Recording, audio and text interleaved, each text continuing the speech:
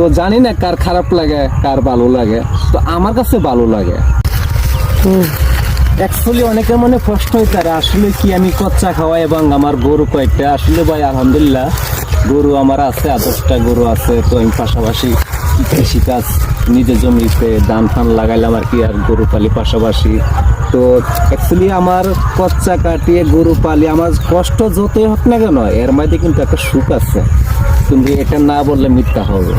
কিন্তু আমি কষ্ট কচ্চা কাটি এবং আমি কৃষিকাজ করি এবং গরু পালি, এই পরিশ্রম সারাদিন করি, ঠিক আছে, এটার মধ্যে একটা সুখ আছে।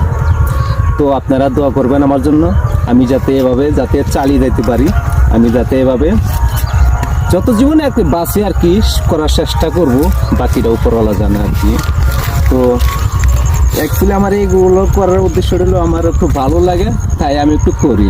তো জানি না কার খারাপ লাগে কার ভালো লাগে, তো আমার কাছে ভালো লাগে, এর জন্য আমি এই ভিডিও করার উদ্দেশ্য, এই গরু পালাই গৃহস্থী করা এই উৎসবটা। এমন একটা সময় তো হইতে পারে আমি থাকবো না, কিন্তু আমি থাকবো না, আমার এই দৃশ্য এই ভিডিওগুলো এই স্মৃতিগুলো অবশ্যই থাকবে। তো সব কিছু মিলে আমি দেখলাম আর কি, এগুলো আমি করি, আমার ঘর আমি করি, কে আমাকে ভালো লাগলো কে আমাকে খারাপ লাগলো সেটা আমার দেখার বিষয় না, আমার কোনটা ভালো লাগে সেটা আমি অ্যাকচুয়ালি করার চেষ্টা করি, বুঝছেন নি?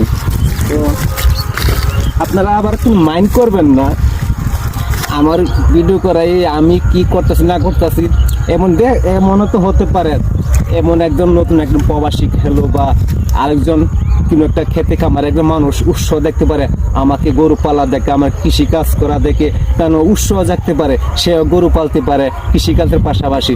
আর আমি বিশেষ করে একটা কথা বলি, যারা গরু পালবেন গরু পালার পাশাপাশি যে কোনো আরো 1-2টা কাজ করার চেষ্টা করবেন।